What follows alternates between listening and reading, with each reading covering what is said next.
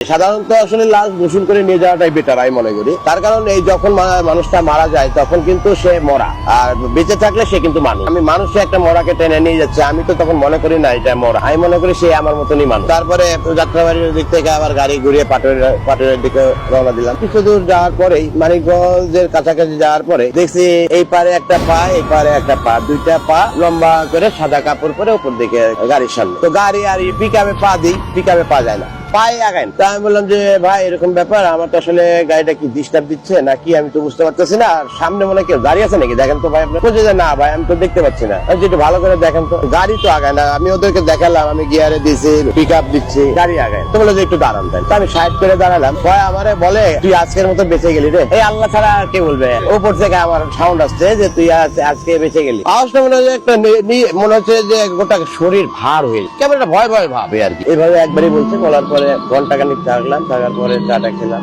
খাওয়ার পরে সিগারেট আর আগুনের কাছে কিন্তু কোনো শয়তান আসতো। আমি বললাম যে ওঠেন 1 ঘন্টা দাঁড়ালাম, তুই দেখি গাড়িটা স্টার্ট দিই। গাড়িটা স্টার্ট দিলাম, দেখি সুন্দর, তখন বাজে ভোর 4টা 4:30। তো স্টার্ট দিলাম, স্টার্ট দেওয়ার পর পিক আপ দিলাম, দেখি যে গাড়ি গাড়ি আগায়। গেলাম ওই পরে ফেরিতে তুললাম, ফেরিতে তোলার পরে ওই পরে নামলাম, নামার পরে রওনা দিলাম। তো আমি দেখছি আমি হঠাৎ করে আমি স্টারিং এ ঘুমিয়ে যাই। ডেড বডি গাড়িতে 4-5টা লোক, আমি স্টারিং ঘুমিয়ে যাই। গোলন্দা মোড় দিয়ে হাতের বামে আপনার একটা পুলিশ গাড়ি আছে, 2টা আইল্যান্ড আছে। ডাইনে যাবো কি বামে যাবো, আমার এই ব্রেনে কাজ করতেছে। তো আমি বামে গেলাম, যে মনে করেন ওই স্পিড ব্রেকারে বাড়ি খেয়ে একটা থোপ ছিল, থোপের ভিতরে পড়ে গেলাম। পড়ে যাওয়ার পরে গাড়ি তো ভেঙে চলে, সামনে গেলা চলে সব গেল। পরে আমি নিজে অজ্ঞান হয়ে গেলাম। অজ্ঞান হয়ে যাওয়ার পরে কিছু ভাই ব্রাদার, অ্যাম্বুলেন্সের ভাই ব্রাদার ভু ভু করতে করতে চলে আসে যে আমাদের এই অ্যাম্বুলেন্স একটা অ্যাক্সিডেন্ট হয়েছে, তাতে অদস্ত। তো ফরিদপুরের কয়েকটা ছেলে পিলে আমার খুব উপকার করছে, আমি তাদের আজীবন মনে রাখবো তাদের কথা, তারা যেন ভালো থাকে। তো ওনারা আমাকে হেল্প করছে, মেডিকেলের ডাক্তার দেখিয়ে ওষুধ টষুধ নিয়ে বলে যে ওস্তাদ আপনি গাড়ি কি এখন নিয়ে যেতে পারবেন? আমি তো গাড়ি তো ভেঙে চলে গেছে, গ্লাস ফেলা, সে গাড়ি কিভাবে নিয়ে যায়? বলছে আমরা কোন রকম ভাবে হালকা পাতলা দেখি, বৃষ্টি